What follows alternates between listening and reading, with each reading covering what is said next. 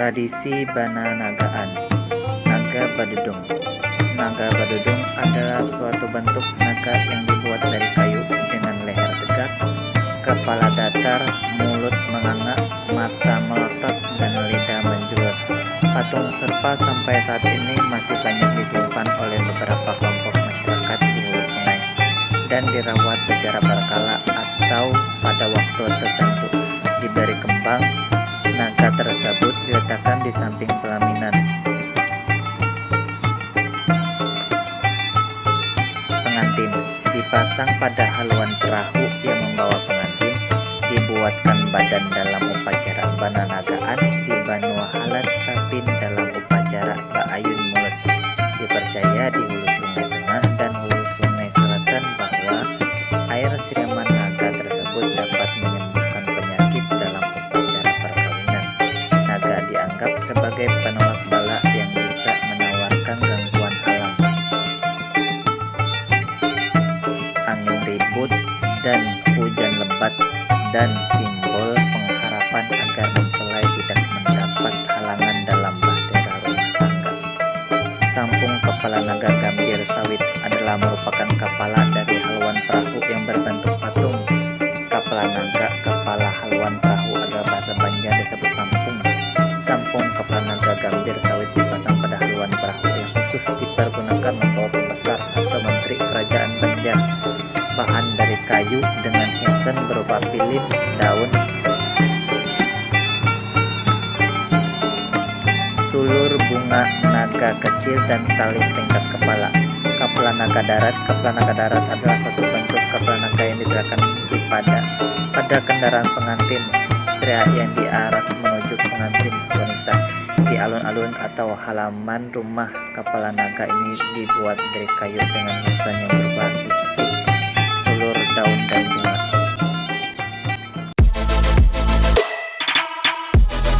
Madihin. Madihin berasal dari kata madah dan bahasa Arab yang berarti nasihat, tetapi bisa juga berarti pujian. Adalah sebuah genre puisi dari suku Banjar. Puisi rakyat anonim bergenre madihin ini cuma ada di kalangan etnis Banjar di Kalimantan Selatan saja. Sehubungan dengan itu, definisi madihin dengan sendirinya tidak dapat dirumuskan dengan cara mengadopsinya dari kasana di luar folklore Banjar.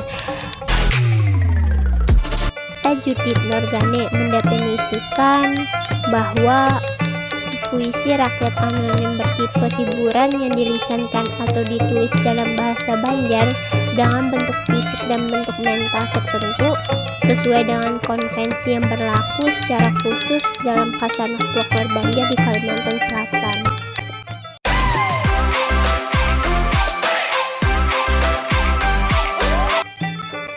Bentuk fisik madihin. Masih menurut Gane, madihin merupakan pengembangan lebih lanjut dari pantun terkait. Setiap barisnya dibentuk dengan jumlah kata minimal 4 buah. Jumlah baris dalam satu baitnya minimal 4 baris. Pola formulaik bersajaknya merujuk kepada pola-pola sajak akhir vertikal A atau AABB atau ABAB. Semua baris dalam setiap baitnya berstatus isi. Tidak ada yang berstatus sampiran sebagaimana halnya dalam pantun Banjar, dan semua baitnya saling berkaitan secara tematis.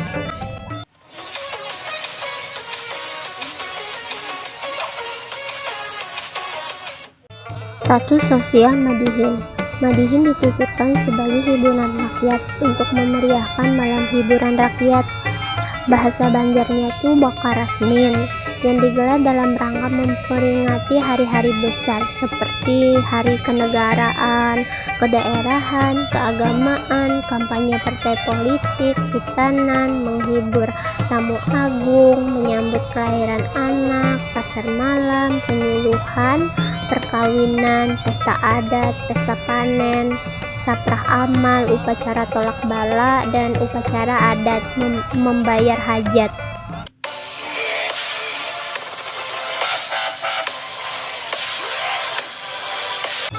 Orang yang menekuni profesi sebagai seniman penutur madihin disebut pamadihinan. Pamadihinan merupakan seniman penghibur rakyat yang bekerja mencari nafkah secara mandiri, baik secara perorangan maupun secara berkelompok.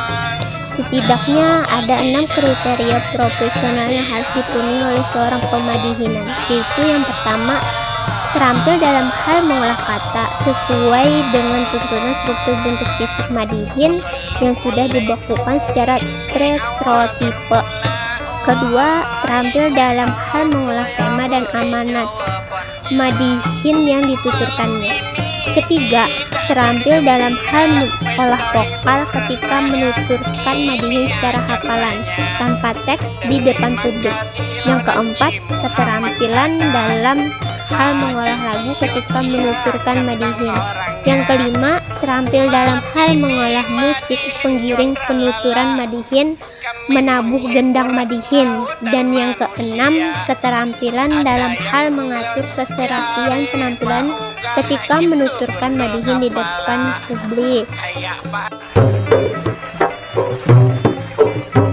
Assalamualaikum, ucap awal bermula. Mirip artis yaitu Anjas Mara. Mirip dimananya kada sesuai lawan moha. Iya nah miripnya lawan biji kurma.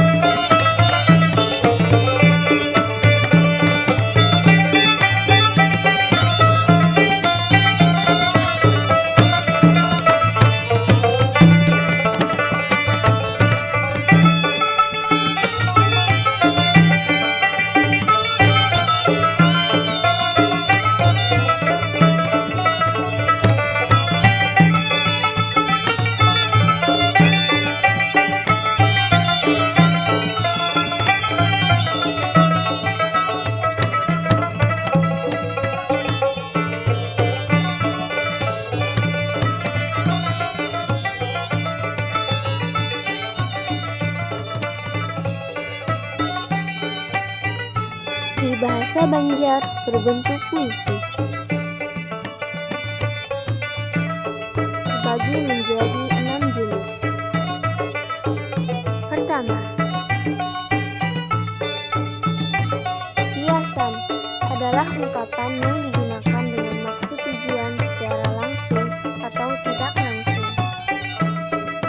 Contohnya, baduduk salah, berdiri salah. Maknanya selalu disalahkan. 2. Mamang papada adalah ungkapan untuk dijadikan nasihat. Contohnya, adat kurang main, ada kalah, ada menang. Maknanya, setiap permainan pasti ada yang kalah dan ada yang menang. 3. Pamio huhulutan adalah ungkapan untuk mengejek seseorang.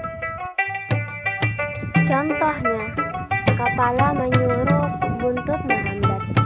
Maknanya, orang itu licik. Keempat, saluka adalah peribahasa atau ungkapan yang terdiri dari 2 dan 4 baris. Contohnya, mengapa ianya mbah tabadupak penungguannya buka. Maknanya, awalnya berani, ternyata mundur saat musuh datang. 5. Tamsil adalah kiasan bersajak dan berirama. Contohnya, orang menyurung tongkat, ia menyurung galagar. Maknanya, seseorang yang salah bicara. Keenam, gurindam adalah ungkapan 2 baris yang terdiri dari sebab dan akibat. Contohnya, banyak muntung bagawi kada menuntung. Maknanya, terlalu banyak bicara, akhirnya pekerjaan tidak selesai.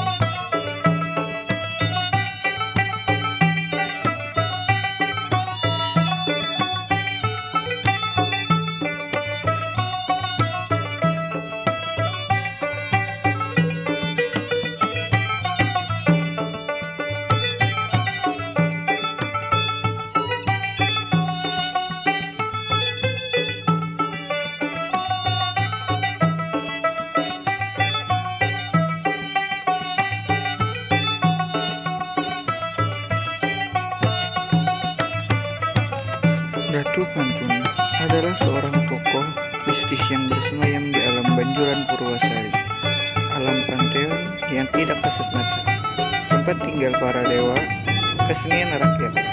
Datu Pantun diyakini sebagai orang pertama yang secara genealogis menjadi cikal bakal pantun di kalangan suku Banjar di Kalimantan Selatan.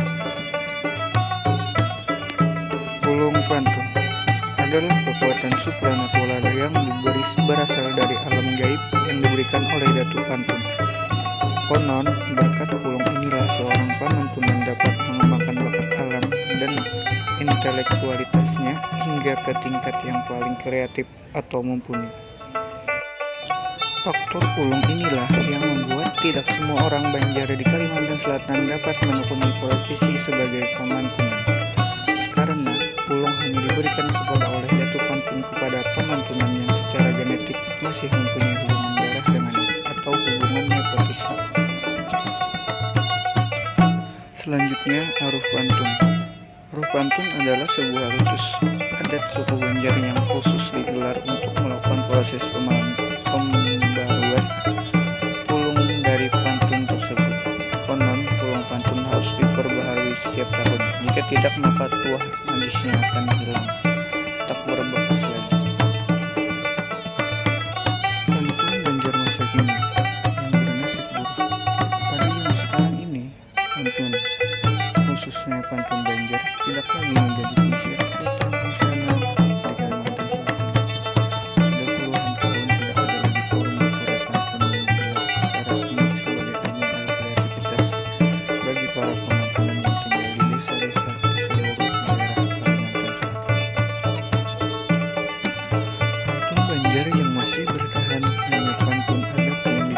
dibacakan pada kesempatan meminang atau pengantar peningsek bahasa Banjar Tatarian. Selebihnya, pantun Banjar cuma diselipkan sebagai sarana retorika bernuansa humor dalam pidato-pidato resmi para pejabat atau dalam naskah-naskah tausiah para ulama. Syukurlah seiring dengan maraknya otonomi daerah sejak tahun 2000 yang lalu, ada juga para pihak yang mulai peduli dan berusaha untuk menghidupkan kembali pantun Banjar sebagai sarana retorika yang fungsional atau bukan sekedar tempelan. Tidak ketinggalan saat ini stasiun TVRI Banjarmasin juga sudah membuka acara bertema pantun yang ditulis Guru Sahari. Jangan lupa like, comment, share, and subscribe channel YouTube kelas kami ya guys. Bye bye.